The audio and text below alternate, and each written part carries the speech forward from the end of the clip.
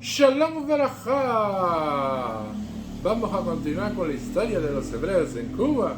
Y estamos con el almanaque Vida Habanera del año 1944, con un importante mensaje y con otro artículo también muy interesante que se llama Los judíos y la Carta del Atlántico, por Ángel Osorio Gallardo. El mensaje de la editorial del año 1944 de este almanaque hebreo tan importante dice así: sale a la luz pública la edición número 1000 de Vida Habanera. Con este motivo, para celebrar este feliz acontecimiento que señala con la representación simbólica del número cerrado al final de una etapa, se publica hoy el presente almanaque hebreo 5705. Podemos afirmar, sin que ello signifique el abuso de una figura literaria, que Vida Habanera ha arribado ya a la mayoría de edad en el curso de su existencia periodística. No en balde ha venido apareciendo en la palestra pública 2 veces por semana, constante e invariantemente, durante un periodo de cerca de 12 años. Ocasión propicia en esta es para decir siquiera algunas palabras con respecto a su obra, hasta el presente y su valor espiritual en el seno de nuestra comunidad.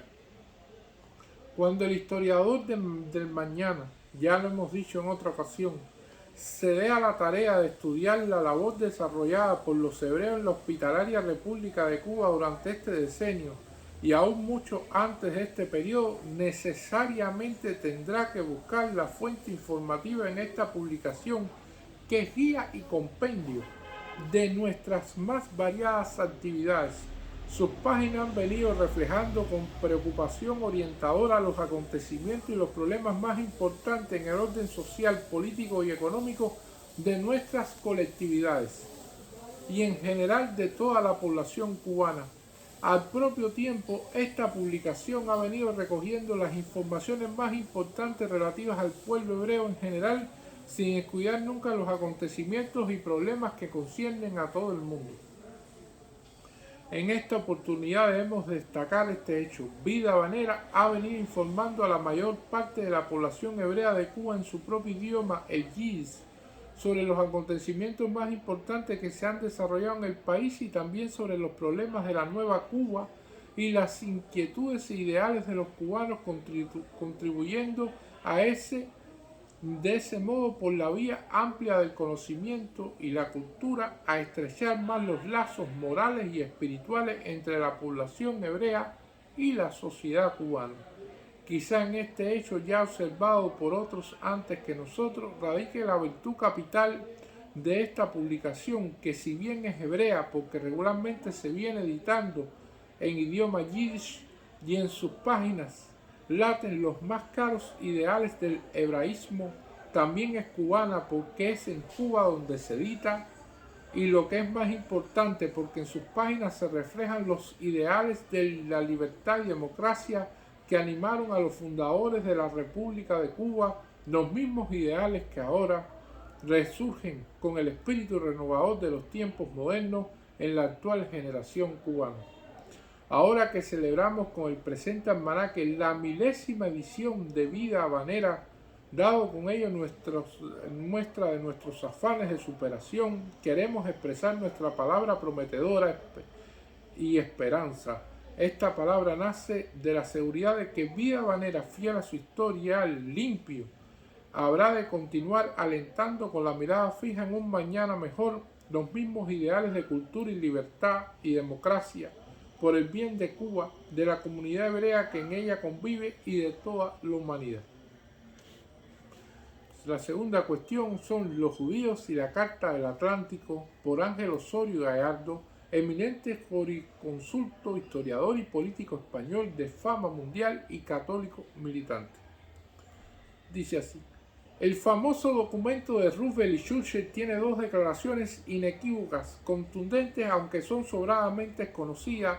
Conviene copiarlas para que no se borre de la memoria. Son así: respetarán el derecho de todos los pueblos del mundo para elegir la forma de gobierno bajo la cual deseen vivir y deseen ver restablecidos los derechos de soberanía, ni autonomía de aquellos países que por la fuerza han sido privados de los mismos. La cuarta, después de la destrucción final de la tiranía nazi, esperan ver restablecida una paz que permitirá a todas las naciones estar seguras dentro de sus propios límites territoriales y la seguridad de que todos los hombres en todos los países puedan vivir libres del temor y de la necesidad. Son estas manifestaciones tan justicieras y categóricas que sin ellas no se concebiría la existencia de la actual guerra y parecería a la humanidad una partida de locos.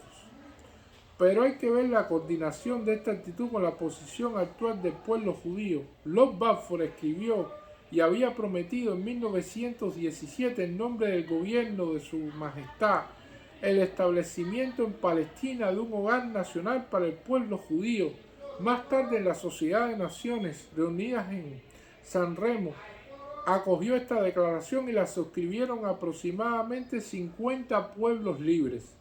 De todo modo que la situación jurídica de los judíos en Palestina no puede ofrecer dudas. Sin embargo, en 1939 se publicó el Libro Blanco donde el gobierno de su majestad declara inequívocamente que no constituyó nunca parte de su política el que Palestina se convierta en un estado judío y limitó considerablemente el número de inmigraciones judías poniéndole término en el final de marzo que acaba de pasar. Entonces, ¿qué es lo que rige y cuál es la situación política de Palestina? ¿El acuerdo de la Sociedad de Naciones o la voluntad unilateral inglesa? La decisión inglesa de 1939 o la Carta del Atlántico. El problema se agudiza porque parece haber una discordia entre las autoridades mismas. Y según las últimas noticias, la limitación de la inmigración nacional judía se halla en trance de duda. Todavía el caso se agrava si se contempla la posición de la posguerra. Tan completo todo es en el orden moral y en el material, y tan universal es el conflicto producido por la infame persecución a los judíos que merece un deber de todos tomar posición en el asunto y afrontarlo valientemente. Hasta ahora la actitud era muy cómoda. Desentenderse del negocio, reputar que esta era cosa privativa de los judíos y dejar que ellos se la entendieran como pudiesen con el egoísmo de algunos y con la belicosidad de otros. La humanidad se encogía de hombros. Pero las cosas no son así, sino todo lo contrario. El problema no es judío, sino cristiano. Si a la altura que ha llegado el pensamiento político, no la acción, por desgracia, se consiente que haya un pueblo oculto, laborioso y liberal que sea perseguido durante siglos con brutal crueldad mediante los asesinatos, las expatriaciones y las confiscaciones más bárbaras e incomprensibles, sin que nadie tome en defensa lo que pasa hoy a los judíos, podrá pasar mañana a los belgas, a los catalanes, a los filipinos, a los ecuatorianos o a los hijos de cualquier otra nación. Toda norma política habrá desaparecido, toda seguridad personal será una quimera. La propiedad y la vida no tendrán valor ninguno y quedarán a merced del más audaz y del más sanguinario. Lo terrible del caso es que lo toleran y por consecuencia lo fomentan pueblos que dicen que están luchando por la libertad humana. Merced al desvarío de Hitler, que después de todo es reproducción de otros muchos, el judío ha llegado a ser no un hecho sino un símbolo. Lo que empezó Hitler haciendo con ello lo ha extendido ya en muchos hombres. Véase el caso de los polacos, dinamarqueses, noruegos, holandeses, belgas, griegos y franceses. Parece que no nos damos cuenta, pero la realidad es que los hombres de estos pueblos se encuentran ante el trágico dilema: vivir como esclavos o ser asesinados.